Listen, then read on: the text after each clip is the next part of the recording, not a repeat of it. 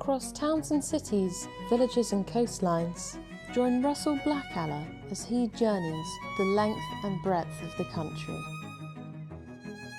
From age-old materials to time-tested techniques, he explores the skills that shape our heritage and the innovations that keep them alive today.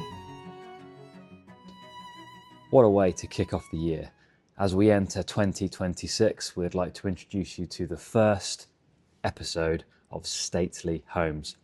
And today, we are at Boughton House in Northamptonshire, a remarkable Baroque house largely rebuilt in the 18th century, beginning in 1702. Often described as the English Versailles, Boughton reflects strong French influence, particularly in its roofscape.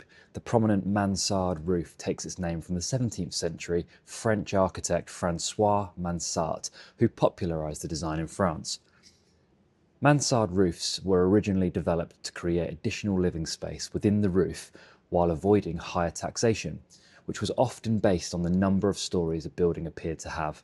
The design allowed the buildings to grow upwards discreetly without compromising their proportions. Here at Boughton, the mansard roof is finished in Collyweston slate, a traditional limestone slate unique to this region and entirely appropriate for a house of this status and age. During our visit, we meet Matt, our operations manager, Crispin, the house archivist, the craftsmen on the roof from slaters, leadworkers and carpenters, and a tradition of skilled workmanship that's being carried out on the roof to keep this standing for generations to come. In the morning, you can bed it. Yeah. And then if you say if it's a Monday, Yeah. you can obviously scrape it out and you can leave it, scrape it the next day. But because it's a Friday and the Yeah. weekend, you'll normally just bed it like this, Yeah. scrape it right back and point it on the Monday. Got ya. Yeah. It should stay quite soft really over the weekend if you cover it well. Stop it drying out so quick. But I don't want to take the risk. I don't know how warm it is over the weekend. So What lime are you using? NHL 5. 5. Yeah. Oh, yeah. Yeah. Blimey. Because it's exposed and stuff. Yeah. NHL 5. Right. 3-in-1. Yeah. And it's shale, isn't it, you call the little perp slates? These are Yeah. blue slate shale or Collyweston. Yeah. If it's thin enough, we'll use Collie because obviously it lasts just as long as the roof. But Yeah. these thick blues, they don't get that much wet because the roof does its job anyway. Sheds it because it's steep. When you've got like large expanses with much much taller rafter lengths or longer rafter lengths, how are you like operating when you get to a certain height? Because I assume you're not sitting on the battens and stuff. We have ladders down there. Yeah. Like the wooden ladders, Yeah. 7 rounds or 6 rounds. Yeah. So once you're on the scaffold, Yeah. if you've got, say, 20-foot run, a wretch, you'll put all the bottom up as far as you can reach. Yeah. Then you'll put your 6-round ladder in. Yeah. 1, 2, 3, with your ladder cripples at the end, Yeah. ladder brackets. Yeah. 2 scaffold boards or 1. And you're working off that. Yeah, All your That's slates. why 2 slaters and a labourer is ideal. Yeah. Slaters stay on the plank, then the labourer keeps fetching them slates. Where has Collyweston slating taken you? So one of the first jobs of the new slate, King's College in Cambridge. Awesome. So the company I worked for previously, I went there. Yeah. So start to near enough the finish. Yeah. Just before that ended, I went to America to slate.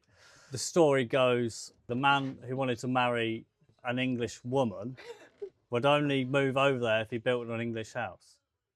So Harry, what's your company name? HAB Leadwork. So how long do you think you're going to be here? To the end?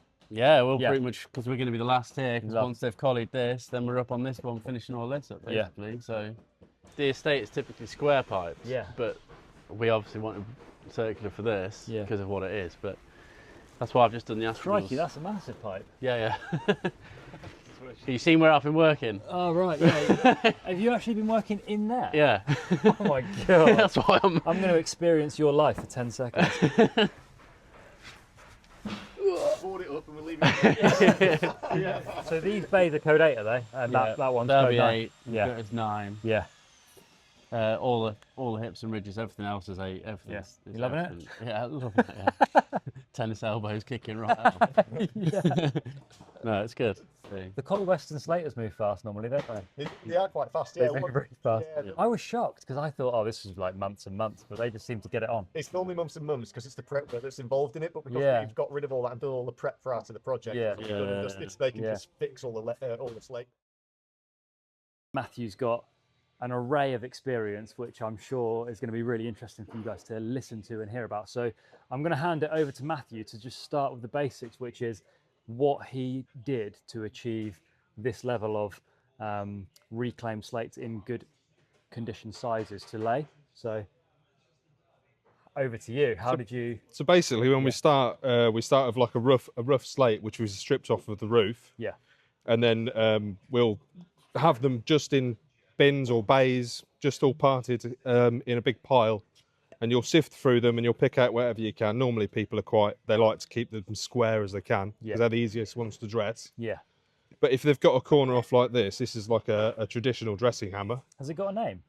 No, it doesn't have a name as far as I know, but I'm sure the people back in the day probably did have a name for it because they had a name for everything, like the slate. All the slate that are they're sized in numbers now. Yeah. But back in the day, each size had its own name. So there were like bachelors' whippets, in bows, out bows, long bows, short long uns, long short uns, every size from a 1 up to a 28. Are you still calling them that? No, we don't. We've simplified it a lot more now. 16s, but they probably 17s. wouldn't let you slate back in the day unless you knew all the names. Yeah, But yeah. yeah, it's very secretive back then. But yeah, so this side would be used for breaking off. So I can't break it off now, but you put it on your knee and you break bigger chunks off than this, just to square it up all the way along. Yep. But obviously, that's if it's a bigger chunk out of the slate. Yeah. But with small ones like this, you'd either chop down until you reach this end and then tap it down and so it flattens it off. Are most of the corners broken then just from sort of being on the roof, going through freeze-thaw cycles, or So stripping? Or? when they make the slate, so the process is like you say, freeze-thaw cycles, and then they do something called cliving. So they have a big log of stone. Yeah. And they clive off pieces of slate, and it's a rough pattern. And they'll basically make the best slate out of it they can. So they'll just cut 3 sides off it and leave the top rough. And most of the time, the top has a shoulder on, just because it's naturally like that when it comes out of the ground. But you've basically taken it from the source, and you've put it on roofs. I love all the history of it. I think it's great. Yeah, it's cracking. I love being able to come on beautiful houses like this and see how it's all put together over the years, and know that you're going to be a part of something that's going to be there long. I'll annoy my wife now and say, "I see that roof there. I did a little bit on that roof." Have you got kids? Yeah, I've got Would 2 you train children. them in this? No, they're 2 girls. They won't be interested.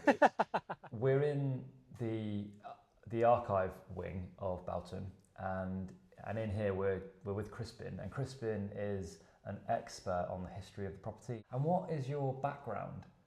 A love of history, really, and then what do you do with that love of history? I was encouraged to go and train to be an archivist, so I could use that love and knowledge and passion.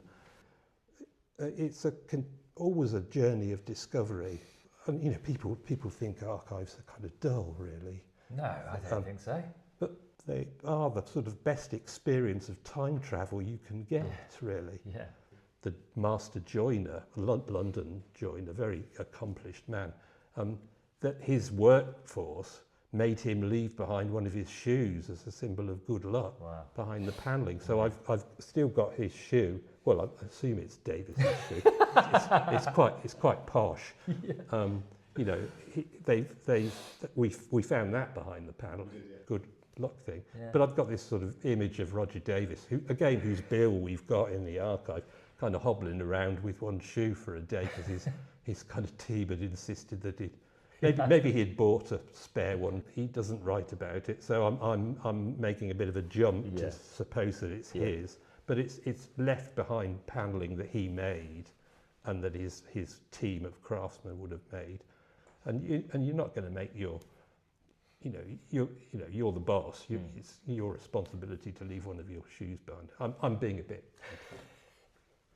I just love the way that the house kind of comes to life in a way, and the people that created it, as well as the dukes and duchesses who were significant and important and interesting, but you've got all these galaxy of other people.